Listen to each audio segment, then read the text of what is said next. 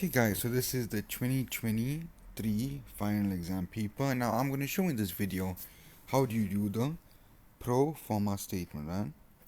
So it carries a bunch of marks, okay? So if you see in A over here, this whole thing tells you to create a pro forma statement, right? Now you can either create a pro forma statement for the statement of comprehensive income or the balance sheet, right? In this question we're going to be doing both, so it's very good, right? And then there's other questions to follow. I'll do this question over here, but see I won't do because that's a different video because it's a different technique. It's basically like a little bit not challenging. It's quite easy. You always will get the same method to do it, but I'll put in a separate video so it's easier to understand. Okay, so what is a pro forma statement, right? So let's say you have a statement of comprehensive income and a statement of financial position for the year 2023. So let's say we in the year 2023, right? Let's say that. If we in the year 2023, and let's say you want to know what will be your financial statement next year, or what will be your income statement next year, you can't really do it, right? You can't. But you can make a projection, a prediction. You might be like, oh, I can make a prediction of the income statement and financial balance sheet in the future. That's a pro forma statement. So how do we predict the future? How do we create this statement? It's very easy, right? It's all got to do with sales figure. If we assume sales, for example, increases by 10%, we will basically increase sales by 10% in our pro forma statement and all the cost of your expenses by 10%. It makes sense. If sales increase by 10%, all your cost and income statement will increase by 10%. Makes sense? But there's some maybe that will be excluded, and that will be found over here in the additional information. Now, instead of telling you how to do the pro forma statement, I guarantee you if you watch me do it, you'll know exactly what I'm talking about. So that's what I'm going to do right now. The first thing when making a pro forma statement, now this is given in the answer booklet. This, you have to fill everything in, right? The first thing I do in the pro forma statement is fill in my pro forma statement, right? Now, first I want to fill in sales. So my sales 128,700. It's not going to go over there. Why? It tells you over here, all these things tells you about the future. The income statement balance sheet you're preparing in the future, this additional information. So a sales target of 107,606. Now just note, right? This is actually 177,606,000. See the three zeros over there? 3 zeros over there, 3 zeros over there. All these numbers are actually in millions, but it's two big numbers, so we just put 0 on top. So we just like tell the person who's viewing it that listen, all these numbers are in millions. Okay, you have to know that, because if you take a number from here when you're doing calculations, not calculations, if they ask you like what's the sales for the year in a question, you can't say 177,606. This is actually 177,606,000. So just take note. But obviously, you're working with it, we're going to put it in our short forms, okay? Like how we do here. So sales is 177,606, right? So we're going to put that there. That's straightforward, easy. You just copy. Whatever the sales target is, you copy. If they don't give you a sales target, if they just say sales increase by 10%, then obviously you're going to look over there and increase this by 10%. So times is by 110%. And you get the same thing, right? If they don't give you that. If they give you that, fine.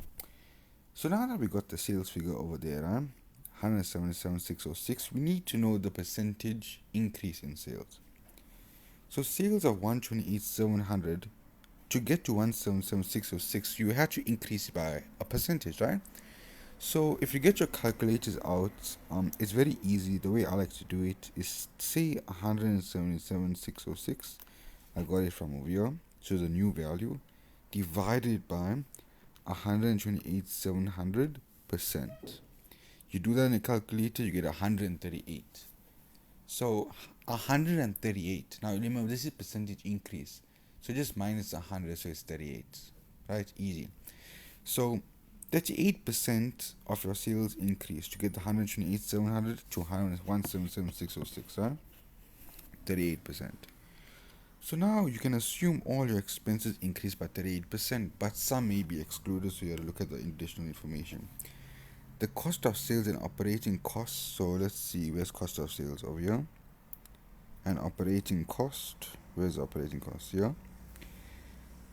will increase proportionally with sales. So that means the same increase that you had with sales will happen with the other ones too. And it was 38% increase. Huh? Let's just write it here so we know 38. So what we're going to do, the cost of sales from last year, let's see, where is it? It's 90,700.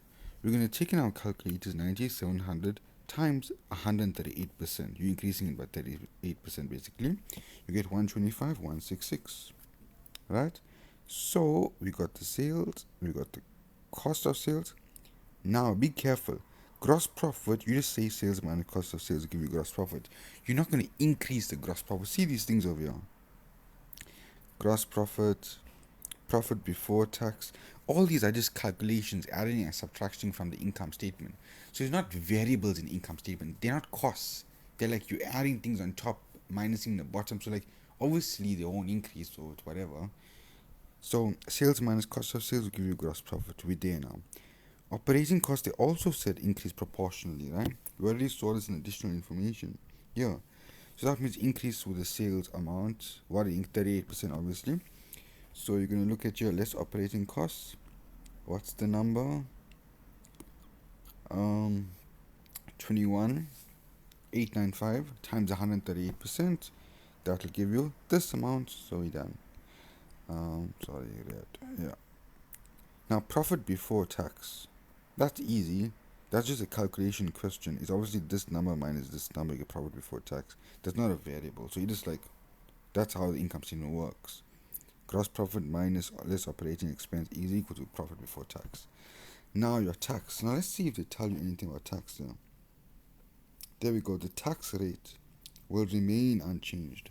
So the same tax rate over here you used, over here, 40% will also be used over here. You see what I'm saying? So the tax rate never change. So it doesn't increase proportionally with sales. No, it doesn't change. So next year we'll have the same tax rate. So how do you work out tax? Now please, accounting students, accounting 201 students, leave all the tax we're learning now alone in the bin, right? We don't need changes, profit, nothing. No, simple grade 12 work. To get tax 40%, we're going to times it by the profit before tax and done. Don't worry about anything else, right? In finance, that's we do it simple. So take 40% times the profit before tax, you get the tax. There we go, 889.96. They give you the tax rate 40%. This says next year's tax rate will be the same. So we're calculating for last year's 40%. So yeah. Net profit after tax. So easy. This minus will give you net profit after tax. That's a calculation question. So that's a calculation question. And then dividends. Now, how do you get dividends? You need to find the dividend payout rate, right? Let's say over here, the firm is expected to maintain its current dividend payout rate. So the dividend payout rate is a percentage of your net profit after tax. So see your net profit after tax here. Whatever you take from here and put it as dividends, that's your dividend payout rate, right? It goes to the dividends, right? Dividends to the shareholders. Now, how do you do this? Very simple, right? They tell you it's the same ratio they used over here. There we go. Firm is expected to maintain its current dividend payout ratio. So if you look at the income statement, less dividends, they got 2899. So they times this amount, the net profit after tax, by something to get that amount. That same percentage they use, we need to use it in this statement of our pro forma. Same way we did it with the sales, we'll take 9663 in a calculator, divide by 2899%, and then we get 333.322. So now wait 1 second, sorry. Let me just see how they worked that out. 9663 divided by 2899.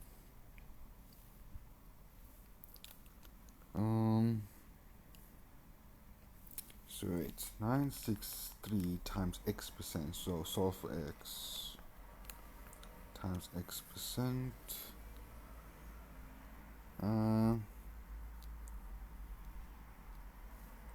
Yeah, that should work, huh? Oh wait, sorry. They say, oh wait, to work out this percentage increase, it's a new over. Oh, sorry. So it's not. It's so in the numerator on top of the fraction. It's actually 2889 over 9663 in the bottom percent. Yeah, I forgot. It's new over old. So that's 30.00103488. Now, here's the thing about this, right? That whole thing, 30.00103488, you got in your calculator, is your whole percent, right? That's what you used to work at a dividend payout rate. That percent of the net profit after tax. So now you're going to use the same one. So in your calculator, don't clear that amount. You're going to use that same amount with all the decimals. Remember that. So just say in your calculator times your net profit after tax of your 13334.94% equals to, it'll give you 4000.62. There we go over there. So it's 30 and all the decimals, that's the percent. That's the dividend payout ratio, right? That is the percentage of the net profit after tax that is taken out to dividends. So we got that. And then reaching the earnings for the year is simple. This minus this is equal to that. So that's like a process. That's like calculation type question. Easy. And then yeah, done, right? So see all I got in yellow, those are not variables. So that is calculation from the income statement. The plus that above all that minus. And then we're done with statement of comprehensive income. There we go. That's how I make a pro forma. So we look at the sales, what it increased by, and all the ones that they say in the information that's proportionally increased by sales follow the same rate the sales increased by. And then obviously all the exceptions, some are exceptions, they'll say that remain unchanged. If things remain unchanged from here to tell you the additional, then over here we'll have the same like thing, you know what I mean? So example, tax remain unchanged, so 40% used now, next year we'll use the same thing in the pro forma. So how do we do now the balance sheet? Balance sheet, it's even easier. So obviously when we get all this in the answer booklet, so let's see for the inventory what we need, right? So let's look at the additional information and see what happens here. Net non-current assets inventory. So net non-current assets, this inventory, accounts receivable will increase proportionally. Okay, so non-current assets inventory account receivables will increase proportionally. There we go. So it's telling you use the same rate that sales increase by. How did an income statement? So what was the rate? 38% increase. Okay. So take the inventory amount, take the accounts receivables amount, take the net non-current assets amount, and times those amounts by 138%. You'll get your inventory that amount, you'll get your non-current assets that amount, you get your account receivables that amount. Easy. So now you're like, oh, what about the cash and cash equivalents? So let's read. However, cash and cash equivalents will increase by 40% from 2023. So from 2023, it's increasing by 40%. So what is it now? 2340. So increase 2340 by 40%. So times it by 140%, and you give you that 3276. You see, so cash and cash equivalent wasn't actually increased proportionally with sales. They're actually telling you that leave that alone. I'm telling you it increased by 40% next year. So just times it by 140%, right? Easy. So whatever they say proportionally increase is the same rate you use over here that you got from your sales figure increase to that new sales figure. See, simple. Now you got all the things in current assets, so just total it. Remember, don't forget your net non-current assets here. Right? So this plus your current assets, the way they got this 15 something over here, are all these three put together and put in above. So this plus this will give you that. Done. Now just take note, your total assets 115,345.8 is a very important figure just now you're going to be using. This figure we're going to be using to do our question B, our EFN. But just note, the total assets figure you get is your main thing in your EFN, right? Okay, so now ordinary share capital, let's read what happened, will remain unchanged. So it'll be the same as it over here in the normal income statement. So 1,000. Now it's obviously not going to be 1,000 because it's in 2 3 zeros. all numbers over here are represented as millions, but yeah, it's 3000. Sorry, 1000. And then what they tell you for, okay, that's that in the equity. The next one, retained profit. Now you're always going to do this. You won't get something that says proportionally. You won't say something that gets increased. You have to do this by yourself. It's extremely easy to work a retained profit in your pro forma, whether the world is ending or not. This is how you do it forever. You take your retained earnings from this normal statement, 41,570, and you plus it by your retained earnings for the year, this amount. And there we go, we get that. So you're basically taking this amount at the end. Because remember, after you give off the dividends, all this retained earnings left at the end of the year. So obviously you take that amount, plus it to your normal retained earnings that were over here, and then you're done. The retained earnings 5904.32. Liabilities, let's read up. Let's see. They don't say anything there with liabilities. Let's see. Cost of sales, operating sales, payment proportionally. Oh, there we go. Accounts payable will increase proportionally with sales. Okay, so only this will increase proportionally. With other liabilities are expected to be unchanged. So all these other liabilities, long-term debt, overdraft, is unchanged. So just copy long-term debt and overdraft, the same figures you see here over here. There we go, unchanged. And then obviously this account payable is increased proportionally over here. There we go. So we're going to use the same rate to increase it by 38%. So 138% times, what is your accounts payable over here? 4970. You will get 6858.60. Done. Calculate all that, put the figure in the top block. Calculate all that from the equity, put the figure in the top block. This block plus this block equals your total equity plus liabilities. And our pro forma is done and dusted. So you see how easy it is. It's very easy. Most of them will increase proportionally with sales. So you're going to use the same figure. Again, how did I arrive at that figure? I will look at the old sales figure and the new sales figure. The new sales figure, they tell you of your 177606. So you can just put this in a pro forma. Done. But you get the rate, so you know all the question that says increase proportionally to use it. You take the new sales 177606 divided by the old sales 128,700%. Then you'll get 138. So 138 is basically means increase by 38%. So yeah. So yeah, and all numbers are increased proportionally. We know the rate is the 38% increase by. So you're going to times the amount by 138%. And yeah, now we need to calculate. We done the pro forma. So let's go to B. Identifies wage in which the Empire Drinks could finance the EFN calculated in A. So the second part of this question, besides doing the pro forma, you have to determine the EFN, external financing needed. How? It's very easy. You take your assets minus this amount. So you take your assets minus your equities plus liabilities. In brackets, it's basically like assets minus equity plus liabilities. So if you do that, you get this amount. Because remember, assets and equities plus liabilities must balance. This amount must be same as this amount. So the difference would be your EFN. That means extra financing needed. You need more financing over here to balance this balance sheet. You see what I mean? Because pro forma is a prediction. You can't get your balance sheet to balance. So the extra amount that needs to be balanced is your extra financing needed. And this is very, very interesting because somehow now they'll tell you in the question, your next question. Okay, firstly, EFN, this amount minus this amount, you get that. Done. Easy. Always the assets amount minus that amount.